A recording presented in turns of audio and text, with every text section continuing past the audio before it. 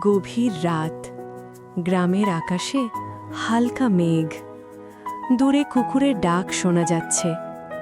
ছোট্ট একটি কাঁচা ঘরে বসে আছে রাকিব। সারা দিন খেটে ক্লান্ত, কিন্তু চোখে ঘুম নেই। হঠাৎ তার ফোনে একটি অচেনা নম্বর থেকে কল আসে। ওপাশ থেকে কেউ বলে, তোমার লটারির টিকিটটা চেক করো। রাকিব প্রথমে বিশ্বাস করে না, কিন্তু কৌতূহলবশত পুরনো টিকিটটা বের করে নম্বর মিলিয়ে দেখে। মুহূর্তেই তার হাত কাঁপতে শুরু করে। সে জিতেছে বিশাল অঙ্কের টাকা। খবরটা ছড়িয়ে পড়ে পুরো গ্রামে। যারা একসময় তাকে অবহেলা করত, তারাই এখন অভিনন্দন জানাতে আসে। রাকিবের মা আনন্দে কেঁদে ফেলেন। কিন্তু রাকিব বুঝতে পারে, টাকা নয়, মানুষের ভালোবাসাই আসল সম্পদ।